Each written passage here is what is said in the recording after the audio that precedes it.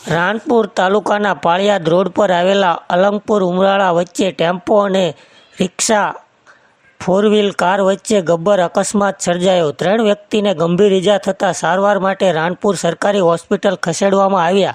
રાણપુર તાલુકાના રાણપુર પાળિયાદ રોડ પર આવેલા અલંગપુર ઉમરાળા વચ્ચે સકડો ટેમ્પો અને ફોર વ્હીલ કાર વચ્ચે અકસ્માત સર્જાતા 3 વ્યક્તિને ગંભીર ઇજા અને થતાં સારવાર માટે રાણપુર સરકારી હોસ્પિટલ ખસેડવામાં આવ્યા હતા। મળતી માહિતી મુજબ પાળિયાદ તરફથી આવી રહેલી સ્વિફ્ટ ફોર વ્હીલ ગાડી નંબર GJ5JC 4328 રાણપુર તરફ જઈ રહી હતી અને ટેમ્પો રિક્ષા નંબર GJAU0140 વચ્ચે આવતા બંને વચ્ચે ધડાકાભેર અકસ્માત સર્જાયો। ટેમ્પો રિક્ષા અને ફોર વ્હીલ ગાડી બંને વચ્ચે અકસ્માત સર્જાતા રોડની સાઈડમાં ખાળિયામાં ખાબક્યા હતા।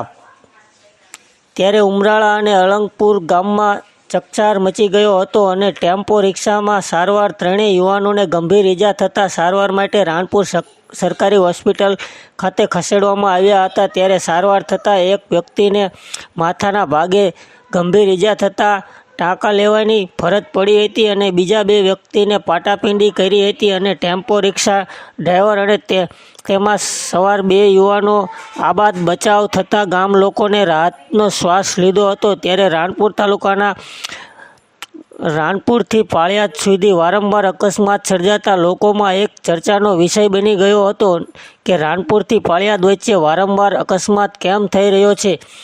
અહેવાલ જયદેવ વી મંદિર। વધારે સમાચાર જોવા માટે અમારી ચેનલને લાઇક, શેર અને સબસ્ક્રાઈબ કરો।